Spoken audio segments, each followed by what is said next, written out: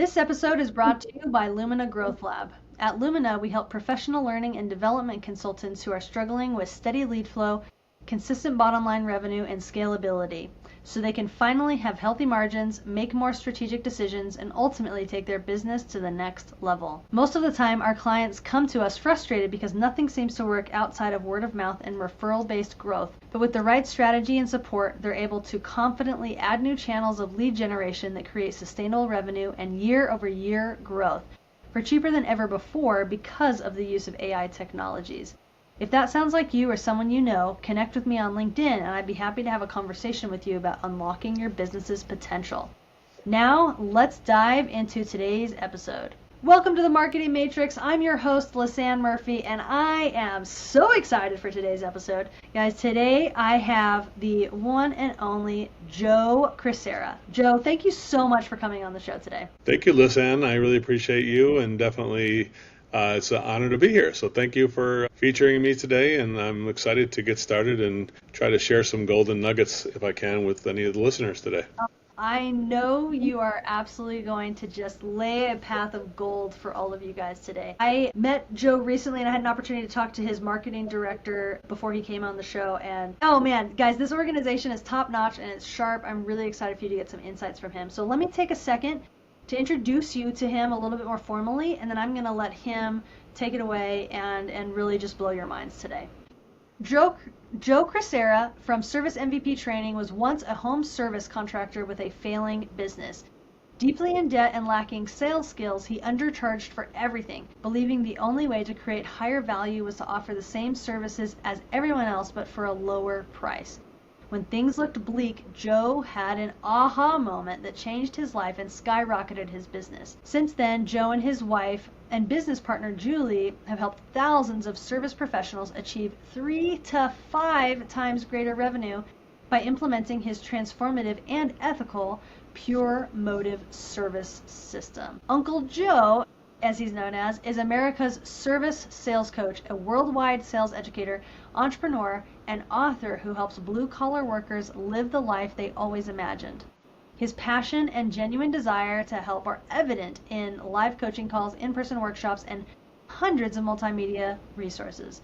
Joe's down-to-earth style and direct approach stem from his personal experiences overcoming the same challenges that service businesses face today. From startups to Fortune 1000 companies, countless owners, managers, technicians, and sales professionals in every service business utilize Joe's principles of persuasion, connecting, selling, presentation, and closing. His third book, What Should We Do?, is a definitive guide on repackaging, differentiating, and selling services at a higher perceived quality and for more money than anyone in the market. Joe is also the author of Whisper Sales Management and The Sales Object-O-Matic. Guys, if that doesn't excite you, then you just wait. Joe's going to lay it down. Joe, again, thank you so much for coming on the Marketing Matrix today. Well, I'm so impressed you memorized all that. That's amazing. Thank you for doing that, Lisanne. Absolutely, yeah. I wasn't reading that at all. Not at all. We couldn't tell. You were doing great. No, thank you for that's a mouthful for sure. And I'm just here to help. I'm just here to see what I can do to help. And first of all, thanks for taking the time and blocking your day out and having me here. And I appreciate the effort you make to educate everybody so much.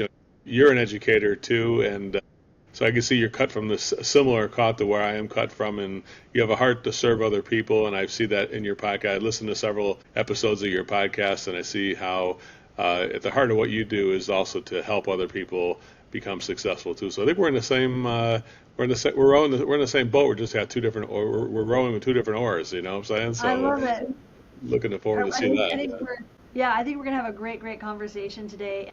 Something that I was thinking about as I was preparing for your podcast is oftentimes when I meet coaches and consultants, you know, like one of the most common things that I hear is like, okay, like, well, like, who's your niche? And they always say high-end executives, top women in business, things like that. Rarely come across an organization that is focusing on the people that are keeping this country running, which are the service-based businesses. You and one other person, I interviewed someone just a couple weeks ago who they work with garages And so Oh they yeah, yeah, yeah. car garages. And so his name is Jimmy Lee. I don't know if you know him. People who kind of grind it out behind the scenes or in your attic or your crawl space, making sure that we can live our normal life and take a shower or have hot water or have a cool or comfortable home or power to power our lives and our families. So those are the people that I normally deal with, and definitely I'm honored to be part of that tribe as well as to take on any other new service that every business is a service business, honestly, where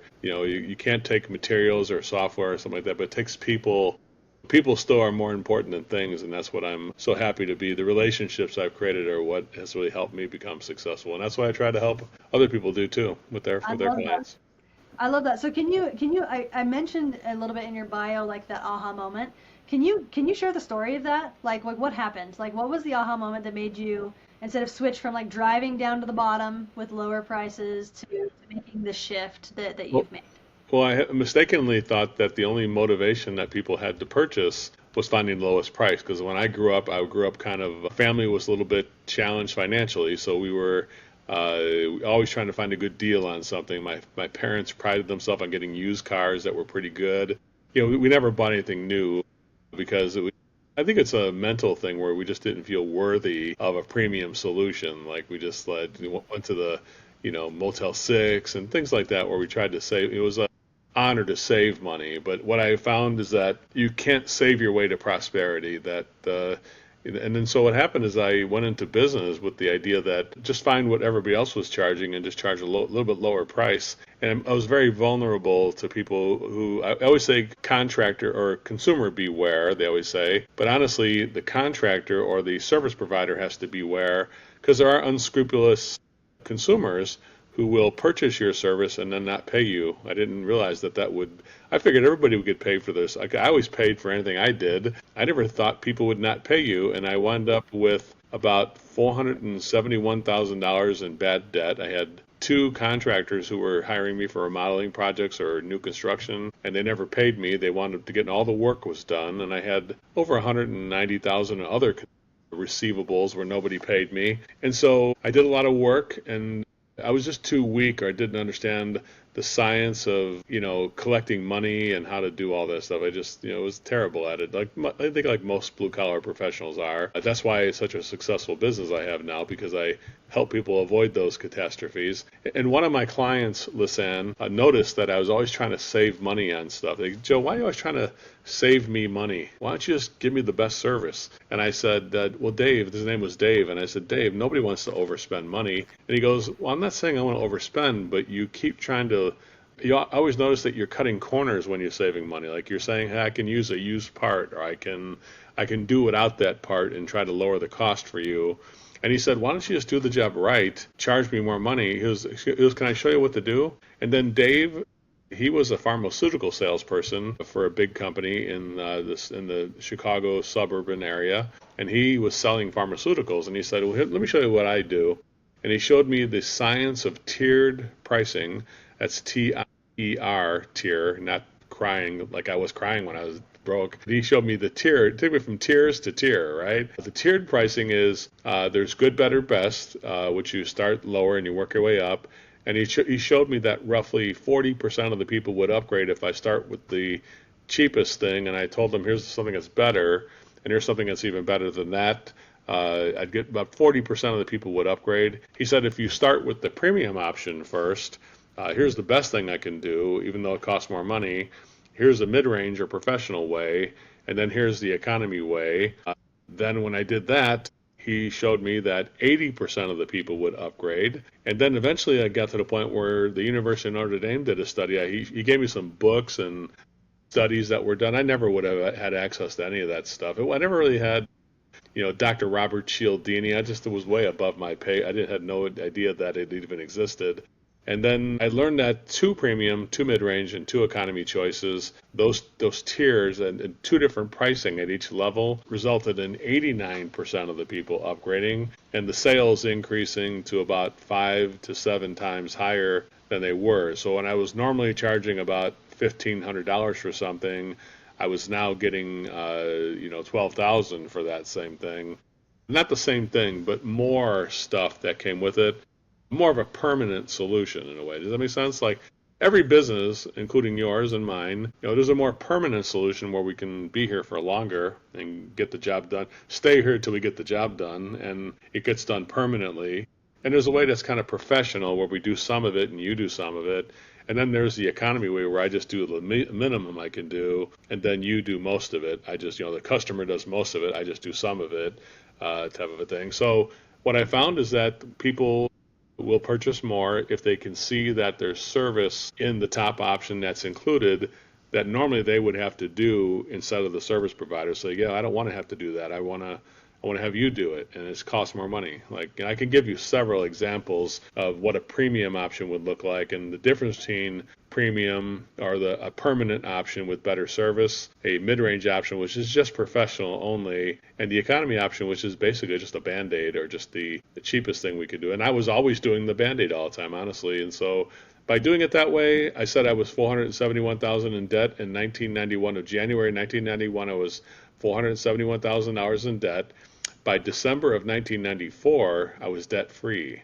I was completely out of debt. And when I sold my business, I was completely in profit, no debt, and I sold it for many millions, and it was a very successful. So in 2001, I sold that business. Then I started this one because I realized that story that I just had that went on, and other people started asking me, how did you get out of debt? And I said, let me help you. So I just started helping people. I didn't even think it was a business until one of my clients said, you should charge me for this, actually. I'm like, yeah, maybe I should charge. So I didn't even realize it was a business. I was just helping people because I felt bad for people being in debt, so so in my heart, this is what I call pure motive service, which is my motivation. Although I do make money in this process, it's not the thing I'm motivated by to help. I want to help people first. And of course, there's an investment in the time and effort it takes to do all that. But I want to make sure people realize that that's not the point of why I'm helping you. I'm helping you because I want you to succeed. And I have specific ways that are going to help you, not generic or general ways. So I'm very specific in the way I help people. There's no gray area. And that's really what the book, What Should We Do, is about, is the very specific, I call small bigs, Lisanne, small things that you can do that are definitely very tangible and specific and full of intention. And how do you take those small things and all of a sudden they turn into a big result? And that's really what I believe in. How can we do something for people that's small that turns into something big? And it happens all the time. Like you can set your watch by it. It happens every time you do it. Make sense? I love that. Yeah. Well, and I love that, like, I find, like, sometimes the most effective business owners are the ones that almost like fall into it by accident. Like you said, like you were just helping people, and then all of a sudden you were like, you can actually charge this. And then you probably learned, like, one of my favorite sayings is, like, people that pay attention, right? Like, if you're investing in yourself, like, you're going to actually follow through on the frameworks and the things that Coach Joe is telling me to do, right? And so it's a powerful model. I love that story so much. It's really incredible. Congratulations, first of all, on selling the business. Yeah, That's a big deal. it's been a while, but yeah, I mean, you never know. I probably have to sell this one eventually too someday because nothing lasts forever. But definitely, I'm trying to create value for this business and also for the people that work with me. So that's really, creating value is what I realized. If I had to get it down to really what I do, it's just how do you create value for people? Does that make sense? That's the thing. Yeah. If what you do doesn't create value, then there's no reason for you, I always say. Yeah, I love that. So going from, like, being a service provider to coaching service providers, what was the biggest paradigm shift that you needed to make as a business owner? Or are you like, it's the same principles on both sides. It's just one is a coaching platform and one is a more of a service doing platform. Strangely enough, many of the same principles that applied to the air conditioning and plumbing and heating and electrical business I owned, which is the one that was in debt before when I sold that one, it applies to really every business, honestly. Before, some of the principles I taught and I learned were, hey, you got to diagnose the whole problem, not just the symptom, but what's causing the problem, right? So if you have a marketing company, we're not getting enough calls to come in. Well, that's just a symptom. What's the big problem? There's no social media. you haven't got yourself listed, your website isn't easy to deal with, you don't have a way to purchase, you make it hard to do business with. Like there's certain things there that are universal to every business, honestly. The more I think it's different, the more it actually becomes the same. So honestly, since every business I consider now is really a service business, I'd say pretty much we can look at a company, and you probably do the same thing too, like, oh, I can definitely help these people get better. Yeah, and sometimes I would say this, Lisanne, like you look at it like a business like mine, and you might say, "Oh my gosh, Joe could use my service because look at he's got this blind spot, right?" And I could look at your business and say the same thing. I'd be like, "Oh, Lisanne needs." It's I always say this: when you're inside the bottle, you can't read the label. So when you're in the business, it's harder to see how to improve it. Somebody from the outside be like, "Dude, why aren't you doing this or whatever?" And it's like, "Yeah, that is strange. Why don't I do that?" So it's from the outside, it's easier to see the problem. When you're inside the business or inside what you're doing, it's definitely harder to have a perspective because there's people, there's different other complications that we create for ourselves. Honestly, it's a self-inflicted wound, and we let those complications get in the way of what is just a simpler way of doing business in a way. Make sense? Yeah, I love that. I love that. And how you say that like there are principles that apply regardless, right? And like you say, it's so true. Like you can't. I love that saying. You can't read the label from the inside of the bottle.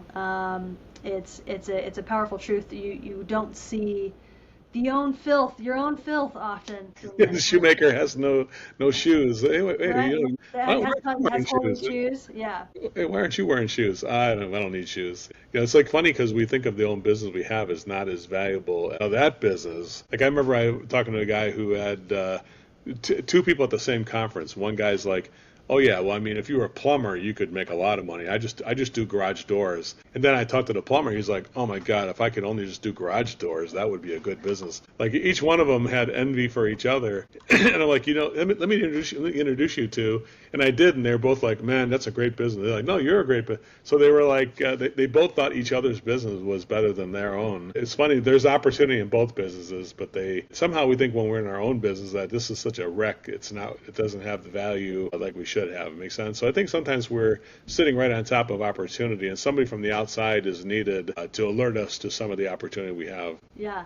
So we're sitting on top of opportunity. It's so powerful. It's such a And that's why I have so much admiration for what you do, because you're the kind of person who sees stuff like people like I do, and you notice blind spots that people have, and you help them activate those blind spots, right? Kind of uncover it and show people those blind spots, and then also have a solution to make sure it works. So that's really one of the reasons I was looking forward to this podcast with you. fantastic. Yeah, yeah. It's so true. People often, like you say, like they recognize the symptom is I think what you called it, right? Like, oh man, I don't have enough leads or whatever. But it's like, is that the real problem? Like, are you actually dealing with the leads appropriately that are coming in and maximizing the value of those and nurturing them and introducing them to your business and getting them into the business? And then are you reactivating people that have already worked with you? Do they need additional services or whatever? It's a whole process, and it's often easy to miss a piece of it, right? Because we get caught up in being busy and just doing the operational work. So I appreciate that. Yeah, it is very similar. That is exactly what I do with businesses. So what do you feel like people like in the service industry, the industry that you're working in, what is one of the first things that people often are blind to in their business that you help them see? I think it's just like the experience that they give clients. It's sort of like a journey that people have from the time the phone is being answered. Let's put it this way. I think a lot of times in businesses that are more technical, like the blue collar businesses I do, or really anything like website businesses or whatever, people are so into the technical aspect of it that they lose sight of the fact that we actually have to sell this thing and create an experience for the consumer so that they can enjoy doing business with you. Like instead of just like getting the job done, it's important that not only do they got to get the job done, but you have to bring a smile to people's face while they're getting the job done. It should be hard for you to do the job, but it should be easy for the client to make a purchase in a way. Does that make sense? So usually, like you said, when somebody doesn't answer the phone right or deal with the incoming text, and they don't get to it fast enough, or they use a poor choice of wording, or and they don't inform the client about what the experience is going to be like. It kind of starts in the very beginning about the way the phone is being answered or the text is being managed, the way you dispatch people, and are you keeping the client informed about your progress or status throughout the day. Once you get to the call, is the service technician trained how to connect with people? There's a science of connection. There's a science of diagnosing any problem. There's not just random that like an accountant diagnosing a problem in a business or a plumber. There's a similar format that would be used. Now, of course, there's different things we're diagnosing, but we would still look at the framework would be very similar to look at, number one, look at zoom out and look at the big picture. Don't just look at the problem. Let's look and make sure that everything else is in order. Like a plumber would say, before I look at that sink, let me just check the main water shutoff and the other pipes to make sure that there's not too much pressure or the condition of the water hasn't made the faucet go bad. Let me just check that. Zoom out and look at the big picture. The accountant would say, let me just take a look at your books before I start doing your taxes.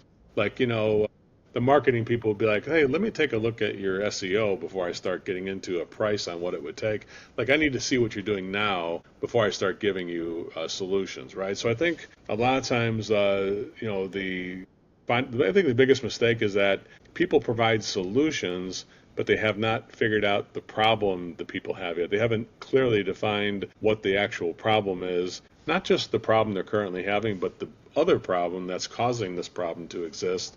And then after that, you're going to make those premium, mid-range, and economy solutions after you found the problem. By the way, if I stack up 5 or 6 problems in a company or in a consumer's home, and I then stack up 5 or 6 solutions on the premium option will be much more powerful and it'll be more accepted by the consumer, because without the 5 problems, there's no need for 5 solutions. Does that make sense here? Mm-hmm. So sometimes service providers like you or myself or even plumbers or anybody, they start throwing solutions at clients, but the client's like, why are you offering me a solution like that? I didn't tell you. I didn't mention I had a problem with that. So they didn't diagnose the problem first and then agree that this is a problem and then say, yeah, we have a solution. And then when you find the problem and you clearly communicate the problem, and that's called the law of dissonance. So if you look at the persuasion or the science behind it, solutions are meaningless without problems. So if you are not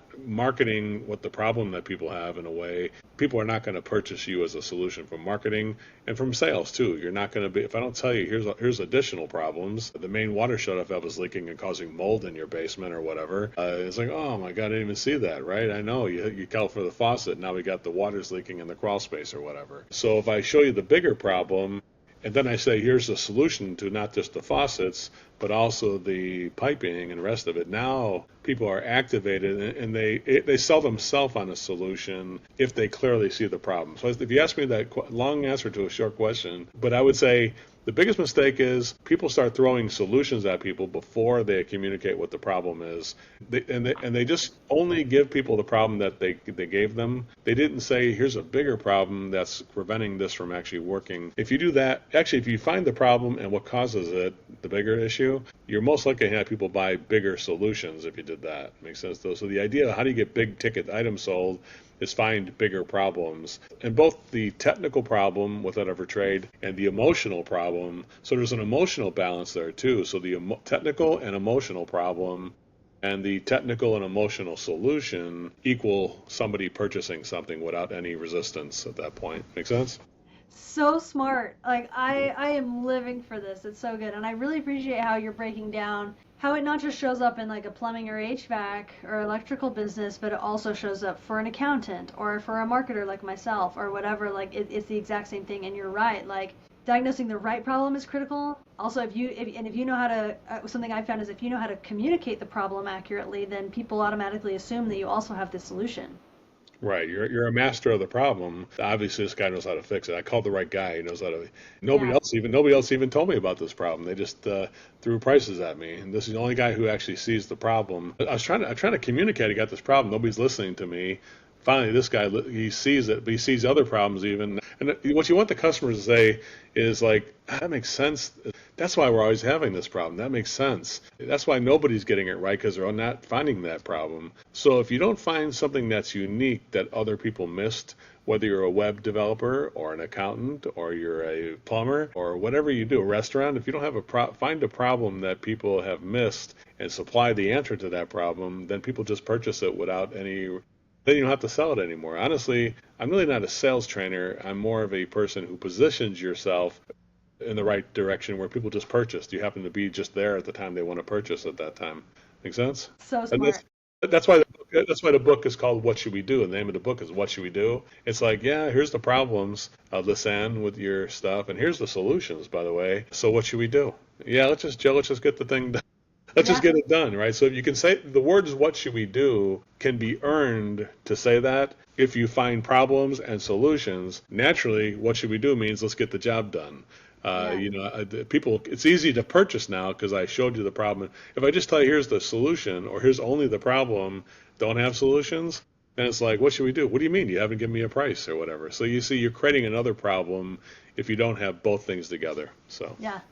I That's seriously so smart. And I love it. It also takes the pressure off. I think like people that are in any type of service business, they're very intelligent and very smart. But they often get in their head about sales, right? They're like, "Oh, like I'm not a salesperson, or sales are so hard." But like you say, like if you adequately diagnose, like this sale just naturally flows easy and you don't have to be a salesperson. Like I love that. Like what should we do? Like what do you want to do about this? Like you want me to fix it? Okay, cool. Like let's do this. So smart. Honestly, people who pride themselves on being good salespeople, if they think it's because they talk, it's probably not a probably a very good salesperson because they probably are not listening enough. Listening to the problem in the technical sense and also the people who use this thing. You have to listen for the emotional issue that's being caused by the problem too. Both of those things are needed to be able to create action to get the job done. Yeah. So good. So good. Okay, so tell me, like, what is a goal that you're reaching for currently in your business? Like, what are you going after? What's the initiative for the next like 12 months or this Right year? now? Right now, yeah. Yeah. It's a good question. Thank you for asking that. It's a good question. We have probably some people are going to groan when I say it, probably because it involves artificial intelligence and AI. Because one of the things we teach is diagnosing the structure of how you diagnose those problems. And to do that, there's about 6 different factors you got to remember when you're diagnosing any problem for what you're doing there. And then there's the structure of the premium, mid-range, and economy solutions in a business. And then there's warranties or services, and there's personalizing each one of the solutions so people feel like it's made for them. It's one of those things it sounds like a good idea and like, yeah, I should start doing that. But when you actually try to do it, it's hard because having a human say, I got to do all this diagnosing, I got to do all these solutions, I got to make sure the price is right, I got to give a warranty for 12 years or whatever. That's a lot of thinking it takes. And I'm asking the average person. So through the thing, we have a thing now called the Option Builder AI app, which is something that just came out in the market. It's being in the Apple Marketplace now, where literally any business can say, let's put in the different problems here and stack up the problems. Let's stack up the solutions, and the thing will automatically write and create the document within 7 seconds that normally a person would take 7 hours sometimes to come up with a quote. Or imagine you got web development or whatever. Yeah, let me work on a bid. It's like, oh my God, here goes like a half a day of my life just to get started.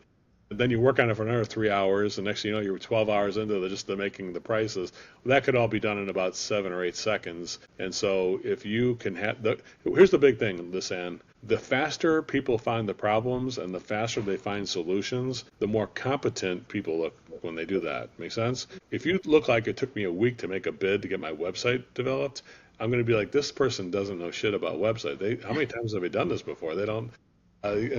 Why is it taking her a week? I remember I had a woman give me a bid on the outside here. We were going to go ahead and redo our patio. We have a big outdoor space. We're like, let's go. This is so beautiful. We just need to have somebody. We're in California. We want arborvitae trees. We want a nice, beautiful pergola. So we just mentioned the things we wanted, and the person like, let me go ahead and design it. And it's like, how much is that going to cost? Well, give me $3,000 for the design. And so we said, okay, we'll give you $3,000. We gave her a credit card. And it was 3 weeks later, we haven't got the design yet. And we're like, you know what? We just canceled our credit card, we told her, because I see right now that you're not a good designer. Because if you were good, you'd have it done in about 3 days, I would say, at the max. I said, you know, it'd be better if you just sit there and designed it while we gave you 3,000. You should have just designed it then. I told her. I said, but I can't give somebody 3,000 and wait for 3 weeks on. If you're going to wait that long for the design, how long is the project going to take? It's going to take me Sure. 3 years. So the bottom line is that the speed or velocity that it takes people to tell you the actual problems. And by the way, if I do tell you a problem, I had better have the solution ready to go and priced out already. Like let's go back to the website development. But here's the problem with your website. Your heat map shows this, and your SEO shows that, and your social media shows this, and it sucks. And it's like, oh, geez, what do we do about all this stuff? I got to figure out a price. Oh, you don't have a fucking price? Like, I'm sorry about swearing, but it's like, come, you don't got a price? You tell me all that, you dump all this stuff on me, and then you see how rude it is to tell people all these problems. So one of the other things is not just find the problems and solutions, but when you find the problems, you have to instantly have solutions ready to go to look like an expert. So if you ask me, Joe, what's it cost? Well, let me ask you about your company to find the problems. If I find you're a two-man company, I have a solution. I already know what the solution is before we even start telling you the problem. If you're a 150 person company, I see the problem there too. But I have the solution for that. And it doesn't take me, like I already have it written out. While you're doing it, I'm already got the solution written out before we get finished talking. And then I just say, well, I do have the prices if you want to see them. Yeah, let's go and look at it. And because I have the prices instantly available, people think I'm an expert. And honestly, it does take a certain level of confidence and expertise to have the solution written out after I find the problem immediately. So I would tell people this: don't find problems unless you're ready to provide solutions and write the price down for the solutions. If you're not ready to do that, you should not even be in business. You should just go get a job somewhere where the company does provide that stuff. Make sense? That's what I would I say. love it. You are like a no nonsense guy. I love it. It's amazing. Well, I told you it was specific. I'm not going to get watered down information because if you tell people problems in any business, but you don't have the solution written down before when you tell them the problem, the next question is going to be like, well, how much is it going to cost to get this done? Yeah. And if you say, I don't know, I have to work on it, well, how long is it going to take? Give me a couple of weeks. It's like, dude, a couple of weeks? Don't you do this? Don't you do this for a living? Haven't you ever done this before? Like, it gives people the impression that if I got to take a week or I'll email it to you, let me email it to you.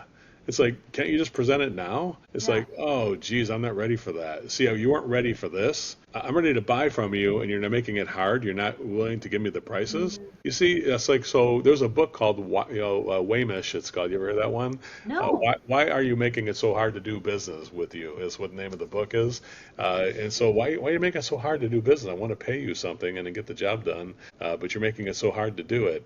So Yeah. people way overdo the pricing, and so that AI price generator takes the hourly rate, the materials, and everything you're trying to do. You put it in there, and boom, it makes those options in about two premium, two mid-range, two economy options, or three options if you want to. It does it in about 7 seconds, and it's customized and relevant to the client, so it's personalized too. So it does that in 7 seconds, and it's formatted in a disciplined way that people can see every single time the right way. So it's not just random. It does it based on your company and the prices and stuff like that. So that's our big initiative, because the hardest thing we ever taught is how to diagnose that stuff, how to make the prices, and it's very difficult to teach that.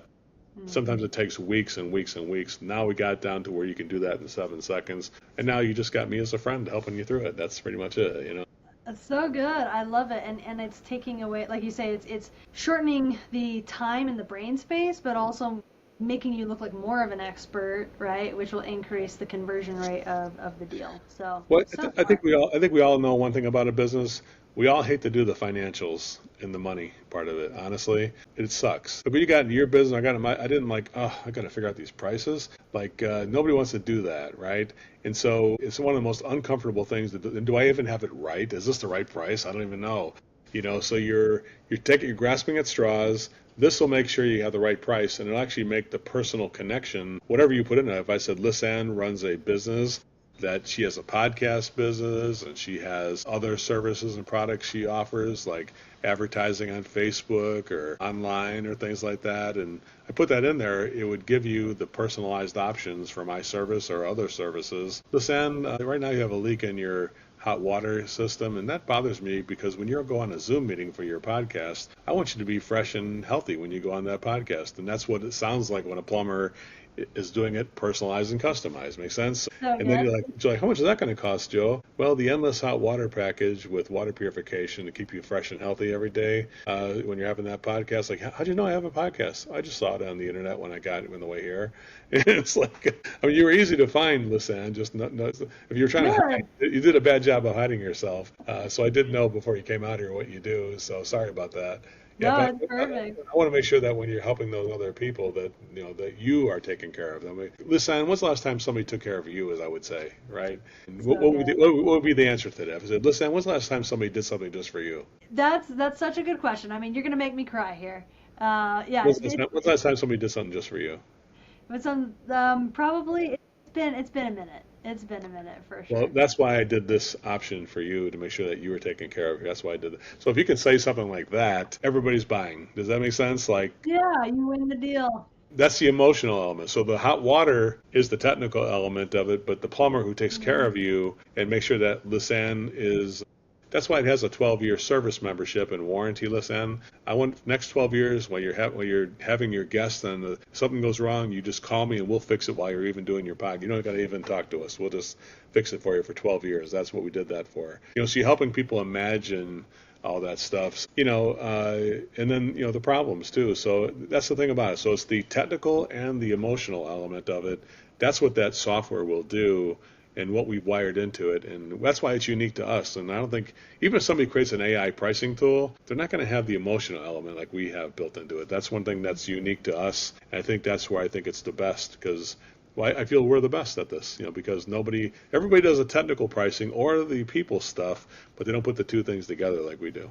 Yeah, I love it so much, and I really appreciate how it's. And you answered my next question before I even asked it. Really, is like what makes it unique, and bringing in the emotional selling component and the relational component. Because like especially with service-based businesses, like you're inviting them into your home. You're having them like look at your intimate spaces, like under your sinks and your toilets and your crawl spaces and stuff like that, and so it's kind of scary sometimes, to have someone come in, so to like feel taken care of and trusted.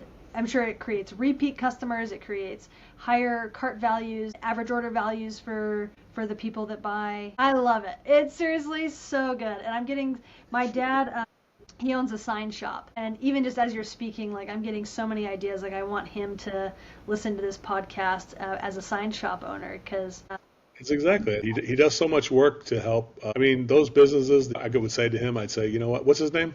Sean. John, let me just say something. Those businesses that hire you are so fortunate to have somebody like you who cares to promote the business and represent that brand, which represents their life. And Sean, thanks so much I'm honored, and it's an honor to be here with you today. And thank you for the service you provide, Sean. It makes me feel happy to be here today. So that's like a magic moment I call with Sean, right? And Hmm. he did that with his clients, and he told people, Joe, when you told me that your mom is sick, I want you to let me take care of the signage of your business, and let me do the wall wraps inside your business to make sure that when people walk in, they know what's in your heart. That's what I'm trying to do for you. Because the sign is just a technical thing that we apply stuff to paper or walls or trucks or whatever. But the thing you're doing it for, the problem it's solving emotionally for that business or that person is something that, hey, when you have that pig roast, Elizabeth, I want to get signage that's going to make people want to attend.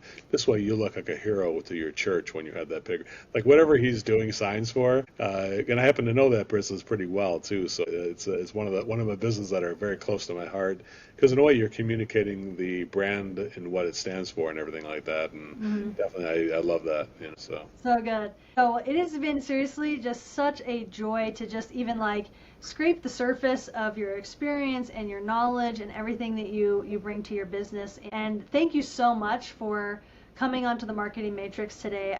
Want to give people an opportunity to find you or follow you or take advantage of your services if your industry applies. Joe, what's the best way for people to connect with what you do? Well, you can go to servicemvp.com and you can even just get a free membership there if you want to go there. We have a thing where you can get the What Should We Do audiobook, which has sold over 128,000 copies of both the paper and audiobook. So you can get that for free if you want to, and it usually costs $25, so you get that for free. If you go to Amazon, you could buy the stuff too if you want to just get it without talking to me. If you do that, we're probably gonna hunt you down and talk to you. So if you want to buy the material without talking to me, just go to Amazon, and then eventually you'll talk to me after you read the book or the audio too. Either way, all roads lead to Uncle Joe, as you know. So there's no getting out of it. Once you hear this on podcast, you can't unhear it. So that's it. It's you're scarred for life, I always say. So that's that would be that. And, you hear both the negative things, the problem I had, and the solutions I have. That's what I'm here to do. I'm here to help find and empathize with the problems that every business has, and also help find solutions to those businesses through my experience. And I hope everybody does read the book, whether it's on Amazon or come to Service MVP and do that. I'd be honored to do that too. So thank you for allowing me to be here, Lisanne. And thanks for the effort you're making. And I'm honored to be here for you. And thank you again. Well, thank you so much. You seriously, you dropped so many gems. I'm excited to even go back and listen to it and take notes of the things that I want to like tattoo on my bicep to like never forget. Um, I really, really appreciate you coming on the Marketing Matrix and just bringing everything that you've got. And I'm looking forward to potentially having you again or future conversations. So thanks so much for coming, Joe. I'd love to come back anytime. Anytime you want. We have like I'm like a jukebox of subjects. So anything you want to talk about, I am here to talk about. I could go on. I could talk to a stop sign, so I could go on for hours. But we only have an hour or so. So thank you so much, Lisanne. I appreciate you. Thanks I for love allowing it. me to talk as long as I do too. I appreciate that. It's been absolutely perfect.